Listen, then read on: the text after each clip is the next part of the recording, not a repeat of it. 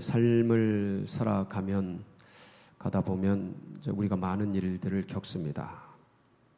일을 겪다 보면 어떤 일은 이제 내가 할 수 있는 일들도 있고 감당할 만한 일들도 있는데 어떤 일들은 그게 잘 안 되는 경우들이 있습니다.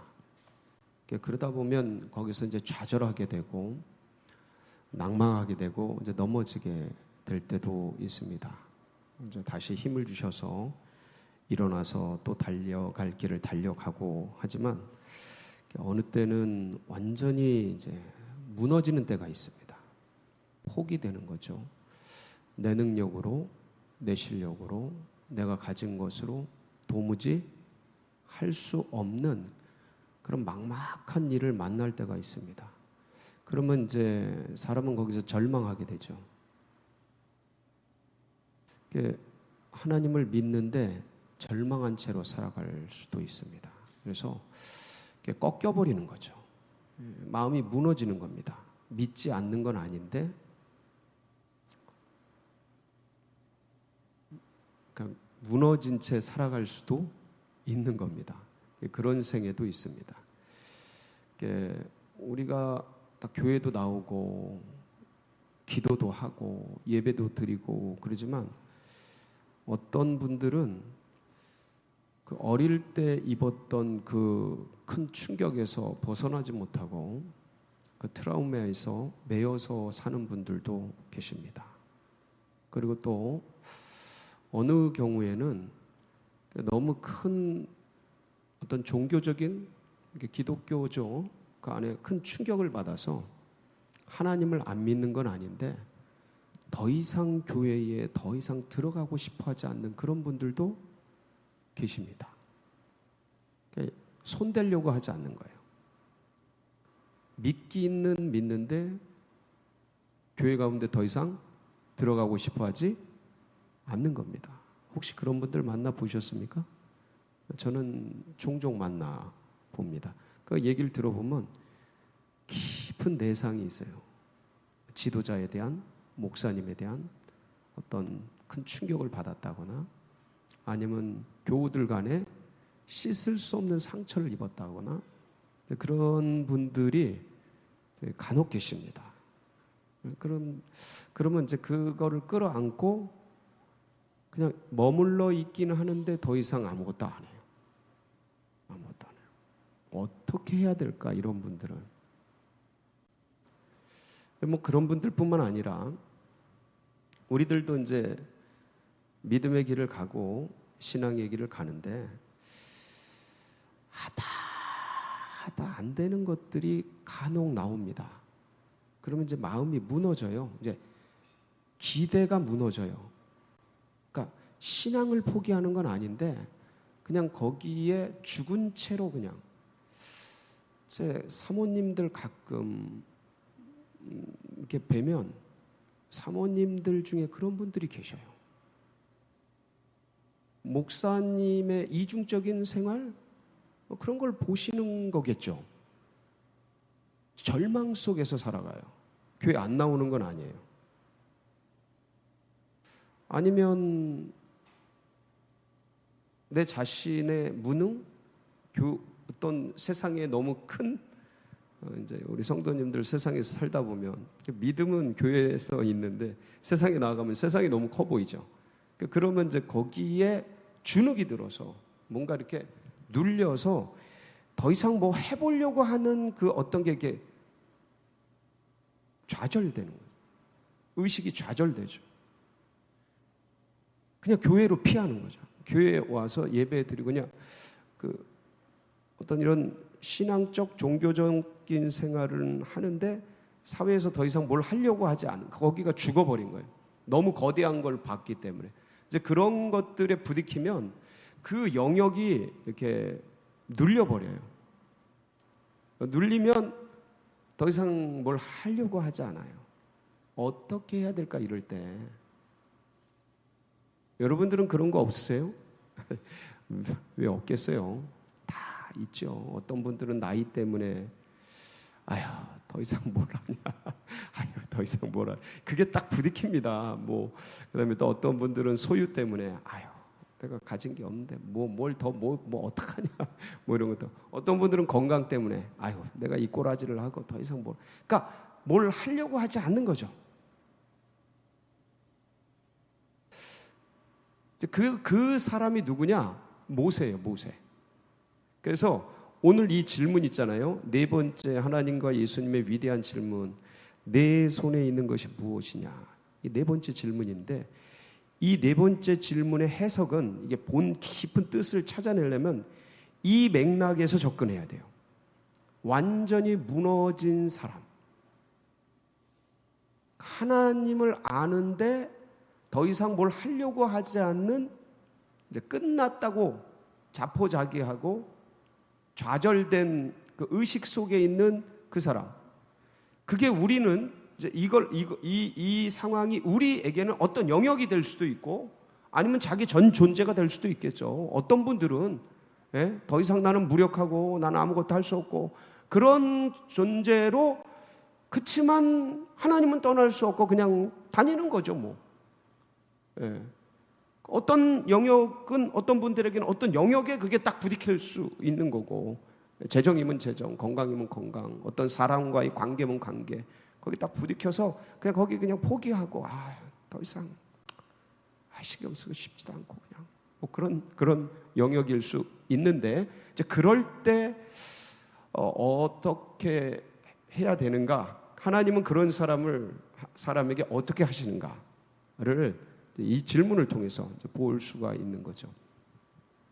모세는 여러분 잘 아시는 바와 같이 정확하게 모세의 일생을 세 가지로 나눌 수 있어요. 그렇죠? 어떻게 해요? 세 가지? 뭐 이렇게 한번 나눠볼까요? 네, 1기, 2기, 3기 이렇게 나눌 수 있죠. 1기는 모세가 뜻이 뭐죠? 물에서 건져낸 자라는 뜻이죠.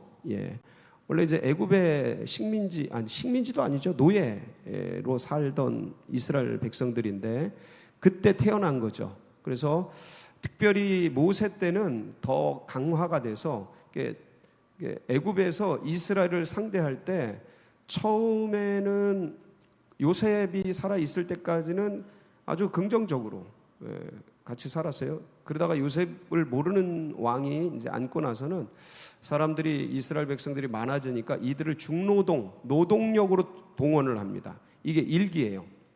애굽의 1기, 이스라엘을 향한 정책적 1기 상황은 노동력으로 동원을 해요. 두 번째는 그래도 너무 많아지니까 외부와 결탁을 해서 전쟁을 일으키면 내부의 애굽 사람들이 멸망하고 무너질 것에 대한 두려움 때문에 산파들을 시켜서 개별적으로 아들이 태어나면 죽여버리도록 합니다. 이때는 국가 동원 체제로 민족 말살 정책을 시행한 건 아니고 뭐 부하나 시브라 뭐 이런 어떤 산파들을 동원해서 남자가 태어나면 죽여버립니다. 그러다가 이게 안 되니까 이 산파들이 말을 안 듣죠. 계속 번성하는 거예요. 그러니까 이제 세 번째 정책적으로 국가가 동원되어서 이스라엘 민족 말살을 시행하죠. 그래서 남자가 태어나면 어디다 던져요? 나일강에 던집니다. 그래서 이제 이 요게벳하고 아므람 이 부부가 레위 족속인데 아기가 태어났는데 이게 이제 모세예요. 석 달을 길리우죠. 그 3기 때 애굽이 민족 말살 정책하는 그 3기 때 태어난 거예요. 도무지 더 이상 기를 수가 없어서 울어대니까 아기가 목소리 들으면 남자인지 여자인지 알잖아요. 그 갈대 상자 만들어가지고 거기다 넣고 주여 살려주옵소서 그거 다 던져버려요.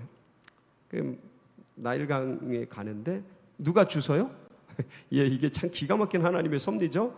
거기서 목욕하고 있던 나일강에서 목욕하고 있던 공주 애굽의 공주가 그걸 보고 딱 뚜껑을 여니까 하고 이제 아기가 웃고 있으니까 그때 마침 아이가 없었던 것 같아요. 이 공주가 그래서 아이를 데리고 가서 기르죠. 이 모세 엄마가 요게벳을 기릅니다. 참 기가 막히게 미리암이 와가지고 여차저차해서 아기 데려다 줄까요? 뭐 산모를 젖 물리는 자를 데려다 줄까요? 막 그러면서 해가지고 연결이 돼서 이제 길러가지고 40세까지 애굽의 왕자로 자라납니다. 그러다가 40세 때 민족을 돌아볼 생각을 해요.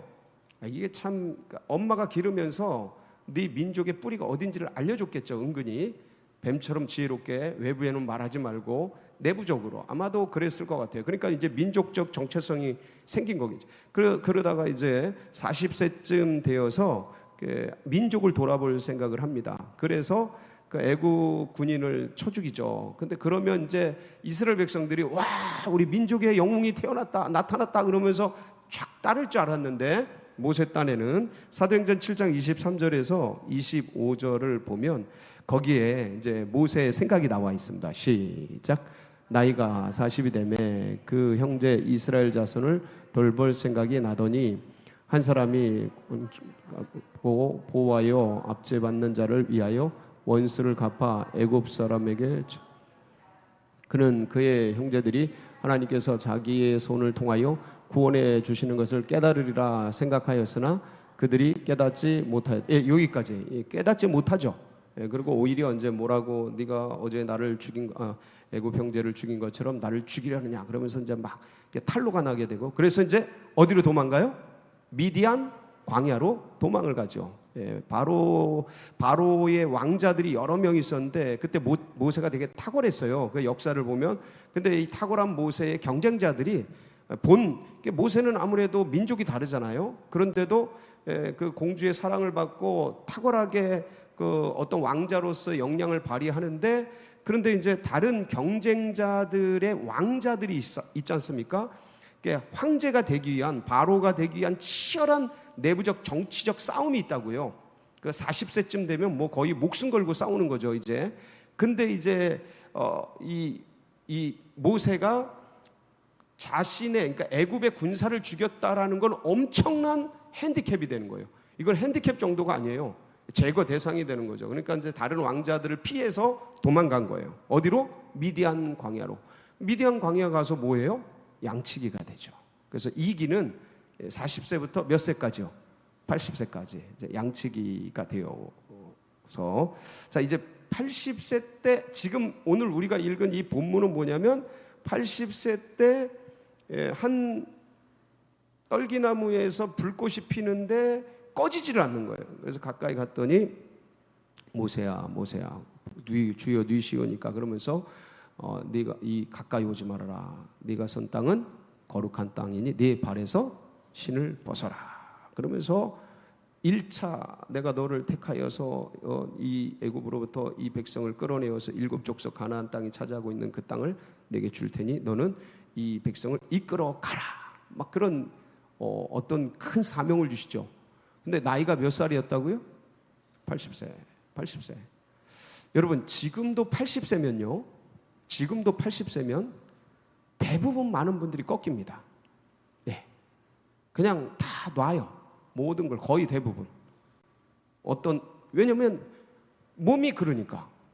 그리고 사회적 인식이 그러니까. 근데 이때가 언제예요? 굉장히 3,500년 전쯤 되는 때입니다. 굉장히 오랜 세월 전이에요. 그러니까 이때 80세는 진짜 호호 할아버지를 넘어서 거의 이제 이미 돌아가신 분들이 많은 그런 때예요. 그러니까 뭘 하려고 하는 의욕이 있어요, 없어요? 아무것도 없는 때예요. 나는 이제 끝났다. 그리고 어디로부터 배신을 당한 거예요. 모세가 생각하기에 같은 이스라엘 민족에게 배신을 당한 거예요. 내 딴에는 영웅처럼 받아줄 줄 알았는데, 네가 어제 애굽 사람을 죽인 것 같이 우리를 쳐 죽이려고 그러냐, 그러면서 오히려 모든 것들이 탄로나고 자기 목숨이 위태롭게 한 게 자기 민족이었단 말이에요. 그러니까 민족적으로도 배신감이 있어서 상처가 있고, 그것 때문에 도망살이 하면서 이렇게 애굽의 왕자가 어느 날 갑자기 미디안 광야에 양치기가 돼버리는. 여러분, 양치기였다가 왕자가 되면 살만합니다. 근데 작은 집에서 큰 집 가면 살만해요. 큰 집에서 작은 집 가면 죽을 맛이에요.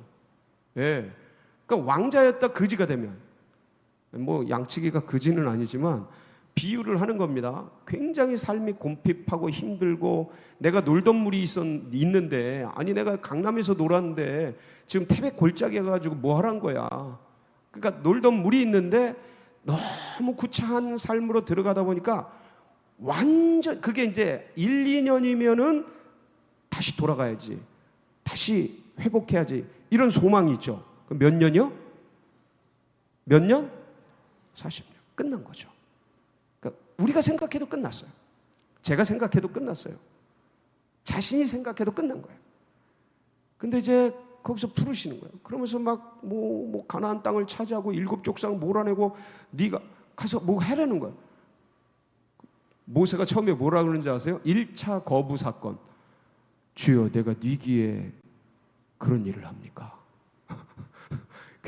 주소를 잘못 찾은 것 같습니다. 주님 저 나이 80입니다. 이거예요. 할 수 있다는 거예요? 할 수 없다는 거예요? 할 수 없다는 거죠. 그러니까 다시 주님께서 내가 너와 함께하리라. 네가 가서 그들을 구원해라. 주여 사람들이 야 네가 그를 만났다고 하나님 만났다고 그 하나님 이름 뭐냐? 물을 겁니다. 그럼 내가 그때 뭐라고 합니까? 이거 하겠다는 거예요? 말겠다는 거예요? 했으면 좋겠다는 거예요? 안 했으면 좋겠다는 거예요? 할 수 있다는 거예요? 할 수 없다는 거예요?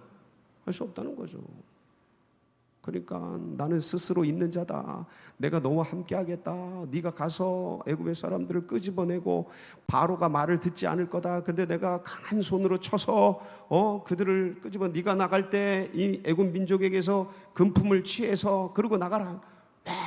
그냥 막 주님께서 그냥 있는 말 없는 말을 다 동원해서 모세를 하게끔 만드는 과정이 우리가 읽은 본문 앞절까지예요.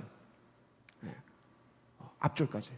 근데 4장 1절 그 말씀을 주님의 쫙 설득하고 논리적으로 쫙 네가 가서 뭘 하고 그리고 바로가 말을 듣지 않을 텐데 내가 큰 기적으로 재앙으로 그들을 제압하고 그들을 끌어낼 거다. 이스라엘을 끌어낼 거다. 그럴 때 그냥 나오지 말고 재물을 취해서 나오고 어떻게 하고 쫙 얘기를 하는데 대답이 뭐냐면 4장 1절이에요. 시작. 모세가 대답하여 이르되 그러나 그들이 나를 믿지 아니하며 내 말을 듣지 아니하고 이르기를 여호와께서 내게 나타나지 아니하셨다. 이건 무슨 뜻일까요? 주님, 아무도 나를 믿지 않습니다. 그만 하시지요. 여기까지. 저는 할 수 없습니다. 그때 하나님이 질문하신 거예요. 내 손에 자 같이 보자. 2절 시작. 여호와께서 그에게 이르시되 내 손에 있는 것이 무엇이냐? 그가 이르되 지팡이. 자, 이 맥락에서 주님의 이 질문은 어떤 뜻이겠습니까? 좌절과 낭만과 할 수 없다. 그러니까 이거는 그냥 입에 발린 말이 아니고 진짜. 자, 근데 한번 여기서 생각을 해보세요. 한번 이 질문 들어가기 전에 너무 신기하지 않아요? 하나님은 아니 팔팔한 애굽의 왕자일 때 하나님 부르셔가지고 민족의 영으로 다 세우시고 그러면 얼마나 좋아요. 능력 있을 때, 힘 있을 때, 짱짱할 때, 할렐루야. 뭐든지 할 수 있을 거. 역발상 기계세가 쫙 나올 때 써주시면 얼마나 좋을까. 근데 그때는 하나셔. 주님이 하나셔. 그래 이거 다 힘 빠지고 없고 지금 나이 80에 이젠 갈날 하늘에서 부를 날 기다리고 있는 호호 할아버지가 돼서 흰 수염, 흰 머리 휘날리면서 그냥 그러고 있는데 부르셔가지고 뭘 자꾸 하려고 그러셔. 그러니까 여러분, 이걸 기억하세요. 그러니까 교만이 뭐냐면, 교만, 성경에서 말하는 교만은 내가 할 수 있습니다, 나는 할 수 있어요, 우월감 있죠, 우월감. 이게 교만이에요. 그러니까 주님이 말씀하시는 것보다 넘는 것, 우월감, 이 교만이에요. 근데 또 하나의 교만이 있어요. 그건 뭐냐면, 난 아무것도 못해요. 열등감 있죠, 열등감. 그게 교만이에요. 하나님이 할 수 있다 그러는데 나는 할 수 없다는 거예요. 하나님이 할 수 없다 그러는데 나는 할 수 있다는 거예요. 하나님이 하면 안 된다 그러는데 나는 할 수 있다는, 이게 교만이에요. 똑같아. 열등감도 내 능력, 내 실력 아무것도 없는데 뭘 하란 겁니까? 이게 교만이에요. 신기하죠. 그러니까 우월감으로 있을 땐 하나님이 기다리십니다. 가만히 계셔요. 일 안 하셔요. 힘 다 빠지도록 기다리십니다. 근데 열등감 밑바닥으로 좌절감, 우울감, 고통과 아픔 속으로 포기되고 낭망되고 무너져 있을 때 주님은 어떻게 하십니까? 주님이 그 사람에게 이 질문을 하는 거예요. 네 손에 가진 것이 무엇이냐? 그러니까 그 맥락에서 이 뜻이 뭘까? 예? 첫 번째는 내가 가지고 있는 게 뭐냐 이거죠. 내 손에 있는 것이 무엇이냐, 그렇죠? 예. 그러니까 내게 남아 있는 게 뭐냐를 보죠. 네 손에 가지고 있는 것, 네 소유를 가지고 있는 것, 네가 그러니까 내게 남아 있는 건 뭐냐 이거. 남아 있는 게 아무것도 없죠. 근데 뭐가 있어요? 지팡이가 있잖아요. 네 손에 뭐가 있어요? 지팡이. 그러니까 이거 아무것도 아니죠. 이스라엘을 구원하는 데 있어서 아무것도 아니고, 인생을 살아가는 데 있어서 이 지팡이가 아무것도 아니죠. 근데 이 아무것도 아닌 것이 무엇인가를 할 수 있도록 주님께서 격려해 주시는 거예요. 예. 그러니까 그것으로 이렇게 무너진 자아를 그것이면 된다라고 일으켜 세워주시는 거예요. 하나님의 응원이죠. 하나님의 응원이에요. 그것이면 할 수 있다. 할 수 없다라고 말하는 거예요. 사람은 나는 안 돼요. 난 더 이상 안 된다니까. 내 능력도 실력도 뭐 지성도 가지고 있는 소유도 재물도 뭐 젊음도 건강도 안 돼. 저는 할 수 없어요. 더 이상 그런 말 하지 마세요. 라고 들어가 있는. 그러니까 마치 기드온이 포도주 틀에 들어가서 거기서 추수를 하잖아요. 뭘 먹고 살려고. 그러고 있는데 하나님의 사자가 나타나서 큰 용사여 하나님이 너와 함께 하시다 격려해 주시잖아요. 그 모습이에요. 네 손에 가진 것이 무엇이냐. 그러니까 무엇인가 할 수 있는 가능성, 네가 가지고 있는 그것으로 뭔가 할 수 있다라는 말씀을 해주고 싶으신 거예요. 응원해 주시는 거죠. 도전해 주시는 거예요. 근데 그게 잘 안 들리죠. 예? 사람에게 그게 잘 안 들려요, 처음에. 근데 이게 무너져 있는 사람들에게, 이렇게 깨어져 있는 사람에게, 낭망되어 있는 사람들에게 항상 주님은 그렇게 접근하셔요. 큰 용사요, 하나님이 너와 함께 하시도다. 기드온이 무너져 있잖아요. 좌절돼 있잖아요. 젊음을 가지고 있는데 좌절돼 있다고. 무슨 하나님이 나와 함께 계시면 우리나라가 이런 일을 당합니까? 우리 민족이 이런 일을 당합니까? 내가 이런 꼴을 당합니까? 어떤 적대적이고 부정적이고 낭망적이고, 이게 안 믿는 건 아니지만 이 원망에 섞인, 예, 그런 불만에 섞인, 그러니까 어떤 좌절감이죠. 하나님이 계셨다면 이런 일이 생깁니까? 뭐 이런 거죠. 그렇게 들어가 있는 이 기드온을 큰 용사야 하면서 일으키듯이, 마치 베드로 주님을 배신하고 부인하고 그리고 저주하고 맹세하고 내가 죽을지라도 주님을 따르겠습니다, 부인하지 않겠습니다, 그랬던 자신을 믿었던, 그러나 완전히 무너져버린, 사람들에게도 민망하고 주님께도 참 죄송하고 그러한 모습으로 가라앉아 있는 베드로에게 주님이 뭐라 그러세요? 요한복음 21장에 보면, 예? 시몬의 아들, 요한의 아들 시몬아, 네가 나를 사랑하는, 그러면서 사랑을 일깨워주죠. 고백하게 만들죠. 이게 주님의 응원이에요. 주님의 도전이에요. 그 죽어있는 사람, 가라앉아 있는 사람, 포기되고 낭망되어 있는 사람, 예? 더 이상 아무것도 할 수 없다라고 말하는 사람, 네 손에 있는 게 뭐냐? 네가 가진 게 뭐냐? 그걸 바라라는 거야. 그거면 충분하다는 거죠.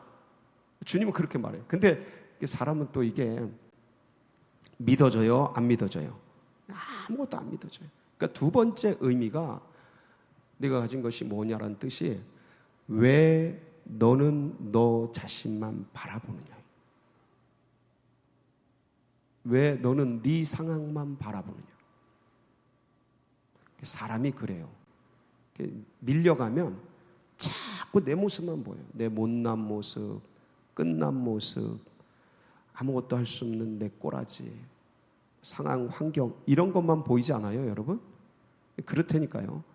그런 거 보고 할 수 없는 나, 예, 도무지 어떻게 해볼 수 없는 나. 근데 주님께서 그러시는 거예요. 너는 너만 보지 말고 누굴 봐라? 눈을 들어서 주님을 바라요. 여호와를 앙망하는 자는 새 힘을 얻으리니 독수리가 날개치며 날아오듯이. 장정도 쓰러지고 젊은이도 넘어지지만 여호와를 앙망하는 자, 그게 어떤 상황에 있든, 예? 어떤 모습으로 있든 어떤 환경에 처해 있든 여호와를 앙망할 때, 왜 너는 자꾸 너만 보냐? 너만 의식하냐? 네 상황만 그렇게 거기서 들어가서 호적거리고 있느냐? 눈을 들어서 주를 봐라. 그 인간의 그 어떤 절망, 예? 어떤 낭떠러지, 이게 절대 절망의 그 낭떠러지라면 거기서 주님은 절대 희망의 꽃을 피워내십니다. 홍해의 그 막다른 골목, 그거 절대 절망이죠. 거기서 홍해 마른 땅의 길을 여시는 거예요. 광야에 아무 길이 없잖아요. 사막에 물이 없잖아요.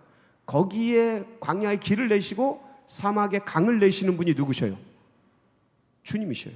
그러니까 인간은 절망이고 인간적인 사고 속에서는 더 이상 어떻게 해볼 수 없는 그러한 지점에서 하나님의 일은 시작되는 거예요. 멈추지 마세요, 여러분. 그러니까 나를 보면 멈출 수밖에 없어요. 나를 보면 끝났다고 생각할 수밖에 없어요. 근데 주님을 봐라. 눈을 들어 주님을 믿음의 주에 온전하게 하시는 예수 그리스도를 바라봐라. 그러니까 거기서 비춰진 나, 그러니까 내가 내 자아와 내 능력으로 바라본 세계가 아니고 주님께 비춰진 나를 붙들고 나가는 거. 할렐루야. 그때 세 번째, 할 수 없습니다가 무슨 말이냐, 이게 나오는 거야. 할 수 없습니다. 나는 할 수 없습니다. 나는 포기했습니다. 할 수 없습니다가 무슨 말이냐? 믿는 자에게는 능치 못할 일이 없느니. 아멘? 이게 나오는 거예요. 나는 할 수 없죠. 근데 할 수 없습니다가 아니고 이제는 믿는 자에게는 능치 못할 일이 없느니라. 아멘? 예. 사람은 할 수 없어요. 인간은 할 수 없어요. 사람의 능력은 그게 안 돼. 왜냐면 내가 생각해도 내가 끝났는데 뭐. 더 이상 어떻게, 앞이 뻔히 보이는데 뭐. 앞이 어둠이야. 여기 낭떠러지예요. 한 발 더 내려가면 어떻게 돼요? 떨어지는 거지. 아디오스, 안녕, 사요나라, 잘 있어. 떨어지는 거죠. 근데 거기 길을 내시는 분이 누구예요? 우리 주님이셔요. 내가 곧 길이요, 진리요, 생명. 놀라운 길을 여셔서 마태복음 19장 25절에 보면 이 부자 청년 때 나온 얘기인데 주님이 이런 얘기를 하셔요. 부자가 하나님 나라 들어가기가 낙타가 바늘기로 들어가는 것보다 더 어렵다. 그러니까 하나님, 주님, 그러면 어떻게 사람이 뭘 할 수 있습니까? 막 그럴 때 주님이 이 얘기야. 시작. 제자들이 듣고 몹시 놀라 이르되 그렇다면 누가 구원을 얻을 수 있으리까? 예, 여기서 다음 절이 사람은 할 수 없으나 하나님은 하시느니라. 아멘. 하나님이 하시는 거예요. 인간은 구원받지 못합니다. 인간은 어떤 일을 해도 구원받을 수가 없어요. 근데 하나님은 길을 내시는 거예요. 십자가로 몸을 찢어서 길을 내시잖아요. 하나님이 자기 죽음을 통해서도 길을 여시잖아요. 아들을 내어주시니까 어찌 이 아들과 함께 모든 것을 너희에게 주시지? 아멘? 여러분 이걸 믿으세요. 나를 믿지 말고 내 능력을 믿지 말고 하나님을 믿으세요. 거기에 길이 있는 거예요. 이 지팡이가 뭘 할 수 있겠어요? 근데 이 지팡이면 충분한 거예요. 왜냐면 그게 오병이어가 되거든요. 여러분이 아무것도 할 수 없다고 말하지만 여러분이 가진 게 있어요. 뭐? 믿음이 있잖아요. 할렐루야. 다 끝났어요? 거기서 시작하세요. 포기하고 좌절하셨어요? 주님을 바라보세요. 주님이 할 수 있게 만드십니다. 오늘도 그 길을 걸어가는 주의 백성들 다 되시기를 주님의 이름으로 축복합니다. 같이 기도하시겠습니다. 아마도 이제 내일 수능인데 우리 학생들이 저희 교회만 여기 등록돼서 기도 같이 해온 분만 수능생들이 30명입니다. 더 있겠죠. 시험 보는 학생들이 더 많고 또 더 많은 학생들이 또 우리 나라에 있죠. 아마 오늘 밤 그런 생각을 할 거야. 다 끝났다. 더 이상 어떻게 할 수 없다. 그렇게 거기에 무너지면 진짜 끝나는 거예요. 우리 학생들이 끝까지 주님을 붙들도록 그리고 완주하도록 포기하지 말도록 여러분 위에서 기도해 주세요. 왜냐면 내가 살아온 삶이 별 생각이 다 날 거예요. 지금 공부를 좀 더 했을걸, 내가 그때 왜 놀았나, 아마 자기 자신을 바라보면서 자기 꼬라지를 바라보면서 별 생각이 다 날 겁니다. 어떤 애들은 포기하겠죠. 어떤 애들은 좌절하겠죠. 시험 보러 가지만 끝났다고 생각하고 가겠죠. 근데 여러분 우리가 기도할 때 하나님께 그들의 마음을 만져주실 겁니다. 그리고 또 우리 고난받는 분들, 환우들 다 같은 생각을 할 텐데 주님께서 주님의 힘을 주시도록 우리가 중보기도 해주시고 또 둔촌동 시대 활짝 열어주시고 연말 당회 사무총회 기간총회 하나님께서 수고한 자들 위로해 주시고 새로운 일꾼들 세워주시고 여러분 각자의 기도 제목 붙들고 우리 주여 부르짖고 기도하며 나갑니다. 부르짖습니다. 주여 주여 주여